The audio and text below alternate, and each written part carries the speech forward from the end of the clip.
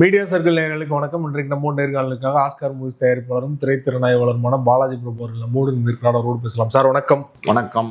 இயக்குனர் மாரி செல்வராஜ் இயக்கத்துல துருவ் விக்ரம் நடிச்ச திரைப்படம் பைசன் திரைப்படம் தீபாவளிக்கு வெளிவர இருக்குது. இந்த சூழல்ல இந்த திரைப்படத்தோட ட்ரெய்லர் இன்னைக்கு வெளியே இருக்குது. நம்ம பேசிட்டு இருக்க ஒரு மணி நேரத்துக்கு முன்னாடி தான் வெளியானது. திரைப்படம் பாத்தீங்கன்னா மானதி கணேசன் அப்படிங்கிற ஒரு கபடி பிளேயரோட நிஜ வாழ்க்கையை ஒப்பிட்டு எடுத்திருக்காங்க. ஆனா முழுக்க முழுக்க அந்த கதை மட்டும் இல்ல, அதோட பல விஷயங்களை அவர் மிக்ஸ் பண்ணி தான் எடுத்திருக்கதா மாரி செல்வராஜ் அவர்களே சொல்லியிருந்தாரு. படத்தோட ட்ரெய்லர் நீங்களும் பார்த்துருப்பீங்க. எப்படி சார் இருக்குது ட்ரெய்லர்? ட்ரெய்லர் ரொம்ப ஸ்பீடா இருக்கு, ரொம்ப ரொம்ப எப்படி சொல்லுது, பரபரப்பா இருக்கு. ட்ரெய்லர் கட் சூப்பரா இருக்கு. ரொம்ப முக்கியமா இந்த ட்ரைலரில் பேச வேண்டியது என்னென்னா, விக்ரம் பையன் துருவ் இருக்கார் இல்லையா, அவர் அந்த அந்த பையன் அந்த திருநெல்வேலி பையனாகவே மாறியிருக்கார். ரொம்ப நல்லா இருக்குது. ரெண்டாவது ரொம்ப சின்ன வயசாக இருக்கிறதுனால அந்த ட்ரௌசர் போட்டு கபடி விளையாடுறது அதெல்லாம் பார்த்தீங்கன்னா ரொம்ப அற்புதமாக இருக்குது. அவர் இந்த படத்துக்காண்டி ரொம்ப எஃபர்ட் எடுத்திருப்பார்னு நினைக்கிறேன். உடம்பெல்லாம் கூட கொஞ்சம் பாடி பில்ட் பண்ணி ஷேப் பண்ணி குறைச்சி ரொம்ப பிரமாதமாக பண்ணியிருக்காரு. ஷார்ட்டாக ஒரு ஹேரு, அவர் லுக்கு, ஸ்டைலு, அதாவது ஒரு வீட்டுக்குள்ளேருந்து பாயிற மாதிரி ஒரு காட்சி இருக்கும். ஃபயராக இருக்குது. அவருடைய ஃபைட்லாம் பார்த்தீங்கன்னா ரொம்ப எக்ஸலண்ட்டாக இருக்குது. அதே மாதிரி இந்த கபடி விளையாடும் போது கூட பார்த்தீங்கன்னா அதில் ஒரு இன்ட்ரெஸ்டிங்காக இருக்குது. அந்த காட்சிகள்லாம் கூட இன்ட்ரெஸ்டிங்காக இருக்குது. நீங்கள் சொன்ன மாதிரி மனதி கணேசன் அப்படிங்கிற ஒரு கபடி பிளேயருடைய ஒரு ரியல் லைஃப், அதனுடைய இன்ஸ்பிரேஷனில் தான் மாரி செல்வராஜ் இந்த படத்தை எடுத்திருக்காரு. மாரி செல்வராஜுக்கே பார்த்தீங்கன்னா மனதி கணேசன் ஒரு ஹீரோ அப்படிங்கிற மாதிரி இந்த ஆடியோ ரிலீஸில் மாரி செல்வராஜ் பேசியிருக்காரு. மொத்தத்தில் மாரி செல்வராஜ் அப்படின்னாலே அவர் ஒரு வேற மாதிரியான ஒரு டிஃப்ரெண்ட்டான ஒரு பேட்டர்னில் படம் பண்ணுவார். ஒரு வேற மாதிரியான ஒரு மூவி மேக்கர் அவர். நீங்கள் முதல் படம் பரியேறும் பெருமாள் பார்த்தீங்கன்னா அது ரொம்ப ஒரு மாதிரி ரெக்கடாக இருக்கும். அதே நேரத்தில் கதை ரொம்ப இன்ட்ரெஸ்டிங்காக இருக்கும். அந்த எப்படி சொல்கிறது, அந்த பிற்பட்ட வகுப்பை சார்ந்தவர்கள் அவங்களுடைய பிரச்சனையை பேசியிருப்பார். ரொம்ப நல்லாயிருக்கும். அதில் ஒரு நாய் ஒன்று காமிச்சிருப்பாங்க. அந்த நாய்க்கு ரொம்ப இம்பார்ட்டன்ஸ் கொடுத்துருப்பாங்க. கருப்பின்னு ஒரு நாய். அதுக்கப்புறம் பார்த்தீங்கன்னா இப்போ இந்த படத்தில் கூட பார்த்தீங்கன்னா ஒரு ஆடு ஒன்று காட்டுறாங்க. கருப்பாக ஒரு ஆடு, கொம்பு வச்ச ஒரு ஆடு காட்டுறாங்க. அது ரொம்ப பல இடங்களில் ட்ரைலரில் காட்டுறாங்க. ட்ரைலரோட இன்ட்ரடக்ஷனே பார்த்தீங்கன்னா அந்த ஆடை தான் காட்டுறாங்க. ஸோ இது ஏதோ அந்த ஹீரோக்கும் அந்த ஆடுக்கும் ஏதோ ஒரு சென்டிமெண்ட் கனெக்ட். அது வழக்கமாக மாரி செல்வராஜ் இந்த மாதிரி ஏதாவது ஒரு கனெக்ட் ஒன்று வச்சிருப்பார். அந்த மாதிரி இருக்கிற மாதிரி தெரியுது. அது இல்லாமல் அவருடைய அடுத்த படம் கர்ணன் பார்த்தீங்கன்னா தனுஷ் அந்த அந்த புழுதி மண்ணுக்குள்ள அந்த இடத்துல நடக்கிற ஒரு கதை. அது ரொம்ப பிரமாதமாக பண்ணியிருப்பாரு. தனுஷ்கே பார்த்தீங்கன்னா அது ஒரு பெரிய வெற்றி படமாக அமைஞ்சிச்சு.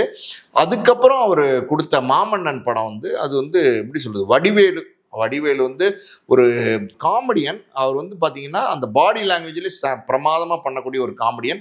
இன்றைக்கும் பார்த்தீங்கன்னா வடிவேலோட இடத்தை நிரப்புறதுக்கு ஆளே இல்லைங்கிற அளவுக்கு எக்ஸலண்ட்டாக காமெடி பண்ணக்கூடிய ஒரு காமெடியன். அவரை கூப்பிட்டு ஒரு குணச்சித்திர வேடத்தில் நடிக்க வச்சு, நம்ம உதயநிதி ஸ்டாலினோட அப்பாவை நடிக்க வச்சு அந்த கதாபாத்திரமாகவே மாற்றி பெர்ஃபார்மன்ஸ் வடிவேலும் பண்ணியிருப்பார். டைரக்டராக இவர் அந்த பெர்ஃபார்மன்ஸை வடிவேலுக்கிட்ட வாங்கியிருக்காரு. அந்த வடிவேலு அந்த அளவுக்கு அந்த படத்தில் கனக்கச்சிதமாக அந்த கேரக்டருக்கு பொருந்திருக்காருன்னா அது டைரக்டரோட எஃபர்ட்டும் அதில் இல்லாமல் இல்லை. ஸோ வடிவேலு வேறு விதமாக காமிச்சார் மாமன்னன்லாம். அதுக்கப்புறம் வாழைப்படம் ஒரு உண்மை சம்பவம். அதுவுமே பார்த்தீங்கன்னா அவர் சின்ன வயசில் இருக்கும்போது நடந்த ஒரு உண்மை சம்பவம் தான். அந்த ஒரு வாழை தோட்டத்துக்குள்ள அந்த வாழை இதெல்லாம் எடுத்து அந்த வியாபாரம் பண்ணுறதுக்குள்ள அந்த வணிகம்குள்ள என்ன பிரச்சனை இருக்குது அப்படிங்கிறதும், அதுக்குள்ள ஒரு சின்ன காதல் பற்றி சொல்லியிருப்பாரு. கலையரசன் நடிச்சிருப்பாரு. ரொம்ப நல்லா இருக்கும். அதுவும் எக்ஸலண்ட்டாக இருக்கும். அதுக்கப்புறம் இப்போ வர இந்த பைசன் அது ஒரு மிகப்பெரிய எதிர்பார்ப்பு உள்ளாய் வந்திருக்கு. விக்ரம் பையன் துருவ் அவரே என்ன சொல்லியிருக்காரு அப்படின்னா, என்னுடைய முதல் படமே பைசன் தான் அப்படிங்கிறாரு. அதாவது முதல்ல ஆதித்யவர்மா அப்படின்னு ஒரு படம், அது பாலா கிட்ட அந்த படத்தை கொடுத்தாரு விக்ரம். அதாவது என்னுடைய பையனை உங்ககிட்ட ஒப்படைக்கிறேன், நீங்கள் பார்த்துங்க அப்படின்னு சொல்லி பாலாட்ட கொடுத்தாரு. பாலா பொறுத்த வரைக்கும் அவர் வேற ஒரு டைப்பாக படம் எடுக்கக்கூடிய ஒரு இயக்குனர். அவருடைய படங்கள்லாம் பார்த்தீங்கன்னா சேது, நான் கடவுள், பிதா மகன், இன்னும் எல்லா படமுமே பாருங்களேன், பரதேசி, எல்லா படங்களும் பார்த்தீங்கன்னா அது ஒரு வேற மாதிரி இருக்கும். அவர் வேற ஒரு ஃபீலோடு எடுக்கக்கூடிய ஒரு இயக்குனர் தான். நல்ல இயக்குனர் தான், நம்ம இல்லைன்னு சொல்ல முடியாது. அவர் நினைச்ச அந்த வடிவத்தை கொடுக்கக்கூடிய வேற விதமான ஒரு டார்க் சப்ஜெக்ட்ஸில் எக்ஸ்பர்ட் பாலா. அவர்கிட்ட போய் பார்த்தீங்கன்னா அர்ஜுன் ரெட்டின்னு தெலுங்குல வந்த படம், அது ஒரு ஸ்டைலிஷான ஹீரோ. அது வேற மாதிரி பேட்டர்னில் இருக்கும். பாட்டு கீட்டு எல்லாமே லேட்டஸ்ட் ட்ரெண்டில் இருக்கும் அந்த படம் அர்ஜுன் ரெட்டி. அந்த படத்தினுடைய ரீமேக்கை நீங்கள் பண்ணுங்க அப்படின்னும் போது பாலா என்ன பண்ணான்னு நமக்கு தெரில. அது சரியாக எடுக்கலை அப்படிங்கிற ஒரு ஒரு குற்றச்சாட்டு இருந்துச்சு பாலா மேலே. டோட்டலாகவே படத்தையே குப்பையாக்கிட்டார் அப்படிங்கிற ஒரு குற்றச்சாட்டு இருந்துச்சு. அந்த நேரத்தில் பார்த்தீங்கன்னா விக்ரம் ஒரு முடிவு எடுக்கிறாரு. அதாவது இந்த படமே நம்ம தூக்கி போட்டுடலாம், ஒரு முழு படத்தையும் எடுத்து, இது வரைக்கும் சினிமா வரலாறுல ஒரு பெரிய இயக்குனர் எடுத்த படம், அது படமே நம்ம ரிலீஸ் பண்ண வேணாம்னு முடிவு பண்ணி தூக்கி போட்ட படம் தான். இங்கே தமிழில் ஆதித்யவர்மான்னு எடுத்தாங்க. அந்த படம் தூக்கி போட்டதுக்கு அப்புறம் பார்த்தீங்கன்னா வேற அந்த தெலுங்குல பண்ண டேரக்டரோட அசிஸ்டன்ட் வச்சு மறுபடியும் ஆதித்ய வர்மான்னு பண்ணாங்க. அதுவுமே பெருசா போல. அந்த படம் என்ன காரணம்னு தெரியல, பெருசா போல. அதுக்கப்புறம் பார்த்தீங்கன்னா மகான் ஒரு படம், அவர் கார்த்திக் சுப்ராஜ் டைரக்ஷன் நடிச்சாரு. அதில் விக்ரம் துருவ் விக்ரம் 2 பேருமே நடிச்சிருப்பாங்க அந்த படத்துல. அந்த அந்த படமும் பார்த்தீங்கன்னா ஒரு நல்ல படம் தான், அது வந்து தப்பான படம் கிடையாது. கார்த்திக் சுப்ராஜையாவது அங்கீகாரம் கொடுத்துருக்கலாம் நம்ம இவர் துரு. ஆனால் கார்த்திக் சுப்ராஜையும் விட்டுட்டு மாரி செல்வராஜ்கிட்ட மொத்தமாகவே சரணடைஞ்சிட்டாருன்னு நினைக்கிறேன். அதாவது இல்ல அதுக்கு அவர் என்ன காரணம் சொல்றாருன்னா, முதல் படம் பாத்தீங்கன்னா அர்ஜுன் ரெட்டியோட ரீமேக் படம்னால அது என்னோட படம் இல்ல. 2வது படம் பாத்தீங்கன்னா மகான் வந்து எங்க அப்பா தான் ஹீரோ, நான் ஹீரோ இல்ல. ஸோ நான் ஹீரோ நடிக்கிற முதல் படம் அப்படிங்கிறதுக்காக வந்து என்னுடைய முதல் படம் இதுதான் அப்படின்னு சொல்றதா அவர் சொல்றாரு இல்லையா? அது ஒரு காரணமா இருக்கலாம். பொதுவாகவே என்னன்னா இந்த மாதிரி வந்து சினிமாக்கு வந்து வெற்றிகள் கிடைக்காம ஏதாவது ஒரு படம் வெற்றி கொடுத்தே ஆகணுங்கிற ஒரு சூழ்நிலையில் இருக்கும்போது இந்த மாதிரி பெரிய பெரிய ஸ்டார்ஸோட பையன்லாம் என்ன பண்ணுவாங்கன்னா அந்த இயக்குனர்கிட்ட முழுசா தங்களை ஒப்படைச்சிருவாங்க. அதாவது மாரி செல்வராஜ்லாம் பார்த்தீங்கன்னா அப்படிப்பட்ட ஒரு இயக்குனர் தான். அதாவது அழுத்தமான ஒரு கதையை வந்து ரொம்ப திருத்தமா எங்கேயுமே வந்து பிழை இல்லாம கரெக்டா அந்த கதையை சொல்லிட்டு போகக்கூடிய டேலண்ட் வந்து மாரி செல்வராஜ் இருக்கு. இப்படிதான் பாத்தீங்கன்னா பாலா அவரோட 2வது படம் நந்தா படத்துல வந்து சூர்யாவை வந்து புக் பண்ணாரு. சூர்யா தன்னை முழுசா வந்து பாலா கிட்ட ஒப்படைச்சிட்டார். அதுக்கப்புறம் பாலா வந்து அவரை வந்து அந்த படத்துல வந்து செதுக்கிட்டாருன்னு நம்ம சொல்லலாம். அந்த அந்த கேரக்டர் அது நடிச்சதுக்கு அப்புறம் தான் சூர்யாவுக்கு ஒரு பெரிய பிரேக்கே கிடைச்சிச்சு. அடுத்தடுத்த படங்கள் மிகப்பெரிய வெற்றி படங்களா அமைஞ்சிச்சு. ஸோ அந்த மாதிரி பாத்தீங்கன்னா மாரி செல்வராஜ் கிட்ட தன்னை முழுசா ஒப்படைச்சிட்டார். துரு ஒப்படைச்சிட்டார். அந்த படத்தை பார்த்தாலே தெரியுது என்ன மாறி சொல்லியிருக்காரோ அது அத்தனை விஷயங்களையும் வந்து துரு வந்து ஃபுல் எஃபர்ட் போட்டு பண்ணியிருக்கிறாரு. ஸோ படம் அது விறுவிறுப்பா இருக்கு. வழக்கமான மாரி செல்வராஜ் அந்த புழுதி காட்டுக்குள்ள பாரதி ராஜாவை பொறுத்த வரைக்கும் பார்த்தீங்கன்னா நம்ம கிராமத்தில் இந்த வயல்வெளியில் வந்து ஒரு பிரீஸியான சப்ஜெக்ட் சொல்லுவார். இவர் மாரியெல்லாம் பார்த்தீங்கன்னா ஒரு புழுதி காட்டுக்குள்ள அங்கே இருக்கிற அந்த மக்களுடைய கஷ்டங்களை வந்து பேசுவார். ஸோ இந்த படத்தில் வந்து அவர் அரசியலும் பேசியிருக்கிறதா சொல்றாரு. அதாவது இது வரைக்கும் நான் எடுத்த படத்திலே பெஸ்ட் படம் அப்படின்றாரு. மாரியுமே அப்படிதான் சொல்றாரு. ஸோ மொத்தத்தில் இந்த படத்துக்கு ஒரு பெரிய எதிர்பார்ப்பு இருக்கு. இந்த படம் வந்து அதாவது இந்த படத்தில் நடிச்சிருக்க கேரக்டர்ஸ்லாம் இருக்கேன் பாருங்களேன். அமீருடைய கேரக்டர்லாம் பார்த்தோன்னா எக்ஸலண்டா இருக்கு. அதாவது வித்தியாசமா இருக்கு. ரொம்ப ஒரு எப்படி சொல்றது நெருப்பு பொறி தெரிக்கிற மாதிரி அவருடைய பெர்ஃபார்மன்ஸ் அவர் பண்ணியிருக்காரு. அவரும் படம் இயக்கிறத விட்டு முழுக்க நடிகர் அமீர் வந்து நல்ல இயக்குனர். அது பருத்தி வீரன்லாம் நல்ல படங்கள்லாம் கொடுத்தாரு. ஆனா நல்ல நடிகராகவும் இருக்காரு. நிறைய நீங்க பாத்தீங்கன்னா ராஜன் வகைரா வடசென்னையில் அந்த ராஜன் கதாபாத்திரம்லாம் பார்த்தீங்கன்னா இன்னைக்கு யாராலையும் மறக்க முடியாத ஒரு கதாபாத்திரம். அந்த கெட்டப்பு, அந்த லுக்கு, அதனுடைய பெர்ஃபார்மன்ஸ் எல்லாம் ரொம்ப நல்லா இருக்கும். ஸோ அமீரை பொறுத்த வரைக்கும் தொடர்ந்து நடிக்கலாம். இப்போ அமீர் மாதிரி ஆட்கள் வந்து இன்னைக்கு சினிமாவுக்கு தேவை இருக்கு. இன்னைக்கு தமிழ் சினிமாவில் அந்த மாதிரி பெர்ஃபார்ம் பண்ணக்கூடிய ரியலிஸ்டிக்காக பெர்ஃபார்ம் பண்ணக்கூடிய ஆட்கள் வந்து பஞ்சம் இருக்கிறதுனால நீங்க அமீரை பார்த்தீங்கன்னா ஒரு நடிகன் மாதிரியே தெரியாது. அந்த அந்த கதாபாத்திரமா வாழ்ற மாதிரியே தெரியும். அந்த மாதிரி வந்து ஒரு கதாபாத்திரத்தை தூக்கி நிறுத்தக்கூடிய ஒரு நடிகர். அது இல்லாமல் பார்த்தீங்கன்னா லால் அவரை வந்து எல்லா படத்துலையுமே வந்து மாறி பயன்படுத்துறாரு. இது இல்லாமல் பசுபதிக்கு வந்து இது வந்து துருவோட அப்பா கேரக்டர்னு நினைக்கிறேன். எக்ஸலண்டா பண்ணியிருக்காரு பசுபதி சும்மாவே வந்து பெர்ஃபார்மன்ஸ் எல்லாம் எக்ஸலண்டா பண்ணுவார். ஆனால் சரியான படங்கள் பசுபதிக்கு அமையலை. உண்மையான சொல்ல போனால் பசுபதி ஒரு எக்ஸலண்ட் ஆக்டர். அதாவது வந்து ஒரு மெத்தட் ஆக்டர். ரொம்ப பிரமாதமாக நடிக்கக்கூடியவர்.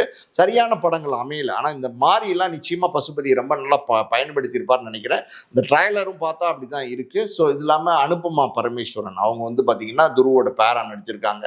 ஸோ மொத்தத்தில் இது வந்து வித்தியாசமான படமா இருக்கும். அதுல எந்த சந்தேகம் இல்லை. குறிப்பா தீபாவளிக்கு இந்த படம் வருது நம்ம முன்னாடி சொன்னோம். இந்த படத்தோட சேர்த்து பார்த்தீங்கன்னா ஹரிஷ் கல்யாண் நடிப்புல டீசல் படம் வருது, பிரதீப் ரங்கநாத் நடிப்புல டியூட் படம் வருது. ஸோ 3 படங்கள் வெளியாகுது.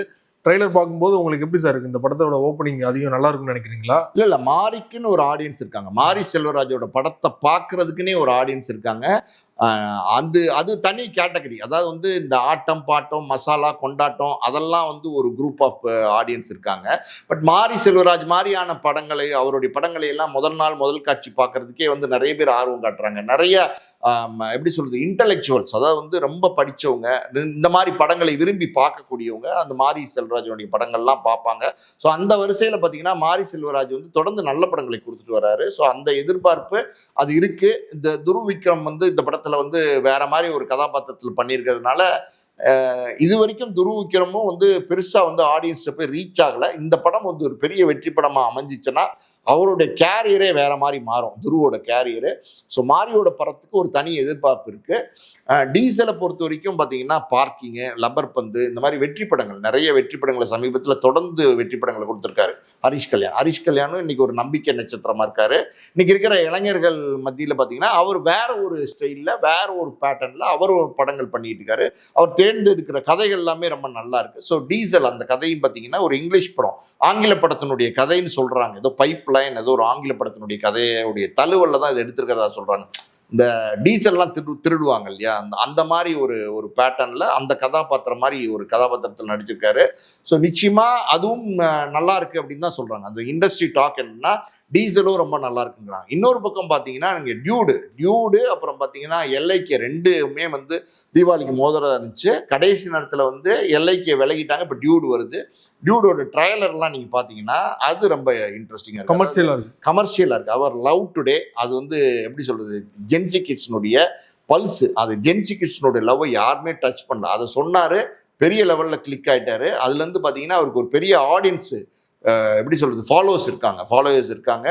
அதுக்கப்புறம் டிராகன் படம், அந்த டிராகன் படத்தை பொறுத்த வரைக்கும் பார்த்தீங்கன்னா அது வந்து எப்படின்னா ஒரு கல்லூரி, அந்த கல்லூரியில் ஒரு காதல், அதுக்கப்புறம் ஒரு குடும்பத்து ஃபேமிலி ட்ராமா, அப்புறம் சென்டிமெண்ட்டு எல்லாம் மிக்ஸ் பண்ணி ரொம்ப அழுத்தமாக ஒரு கலகலன்னு போகிற மாதிரி இருக்கும். கடைசியில் முடிக்கும் போதெல்லாம் பார்த்தீங்கன்னா நல்லா டெம்போவாக கொண்டு போய் கிரிப்பாக முடிச்சிருப்பாரு. ஸோ நம்ம பிரதீப் ரங்கநாதனை பொறுத்த வரைக்கும் பார்த்தீங்கன்னா கதை தேர்வு அது வந்து ரொம்ப நல்லா பண்ணுறாரு. அதுவும் இல்லாமல் இன்னைக்கு யங்ஸ்டர்ஸ்னுடைய பல்ஸை வந்து அவர் பிடிச்சிட்டாரு. இப்போ நம்ம டியூடோட ட்ரைலரில் கூட பார்த்தீங்கன்னா 2-3 டயலாக்லாம் ரொம்ப நச்சுன்னு இருக்கு. அந்த காதலி கேட்பா, அதாவது வந்து 10 பேரை இந்த உடம்பு வச்சுட்டு உன்னால் அடிக்க முடியுமாடா அப்படின்னு கேட்கும்போது அவன் ஒரு பதில் சொல்லுவான். அது என்ன அப்படின்னா, 10 பேர் என்னால் அடிக்க முடியாது, ஆனால் 100 பேர் அடிக்கிற அடி என்னால் வாங்க முடியும், தாங்க முடியும் அப்படின்னு. அதெல்லாம் வந்து ரொம்ப பவர்ஃபுல்லான டயலாக். இது மாதிரியான டயலாக் வந்து இது வரைக்கும் தமிழ் சினிமாவில் பயன்படுத்துறதில்லை.